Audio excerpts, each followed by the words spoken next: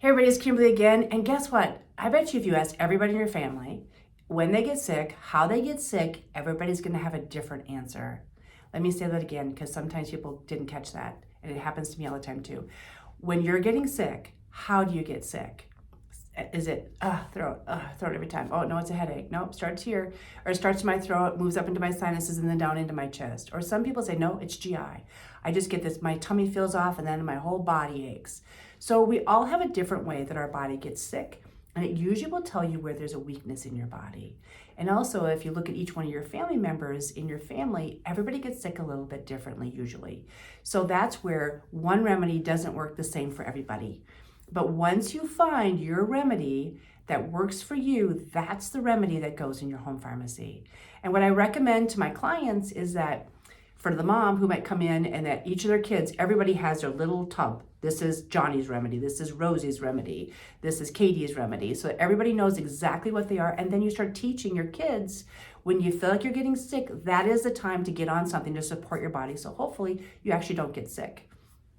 Or sometimes people say, well, I went on a remedy, but it didn't really work. But what they did is they took it once or twice. Many times the remedies that we take when we're getting ill, we need to take more frequently and maybe sometimes at a higher dose, depending upon what the remedy is and what the issue is for illness. And if you tend to find that there's a way you continually get sick, it might be that that's a weakness in your body that you need to identify and strengthen. People who actually have respiratory colds, and that is a big problem for them, they tend to get pneumonias or bronchitis, especially now that we're dealing with the COVID time period, when things that can actually attack our lungs. We really want to make sure that you have strong lungs to start with. So I want you to think about that, a way that we can strengthen your lungs. Also, for anybody who does labs, it's really important to look at your white blood cell count on your labs. It would be under a CBC. And when you scroll down to the CBC, you'll see a WBC, which stands for white blood cell count.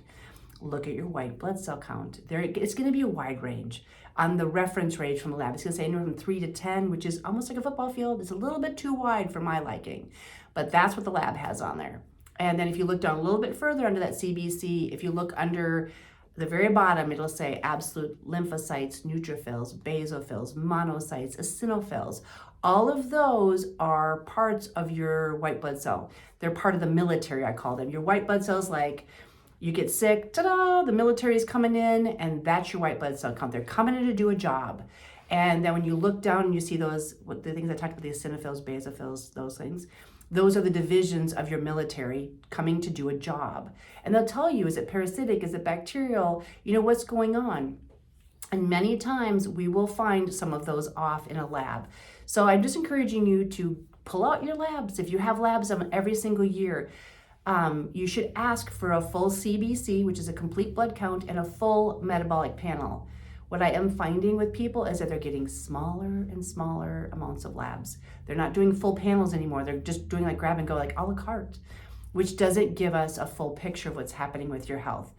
We talked about earlier this year in the newsletter that we're going to start talking about 1 degree of change and focusing on wellness. So if you have health insurance, you usually are afforded one free lab every year, and you should ask them for a full CBC and a full metabolic panel. And that would be able to help give you a nice overview. And they're going to tell you a lot of times, they look at them and they go, yeah, it's fine. But I can tell you when I do a review of those labs, many times labs are off, or they're giving us indications that something's going on in the background that needs to be addressed so that it doesn't go to something more complicated or intense. So you're always welcome to call our office and set up an appointment to do a lab review if you'd like. And our goal, again, is to educate you always into taking the best care possible of yourself to keep you on the healthy side. It's very, very expensive to be sick.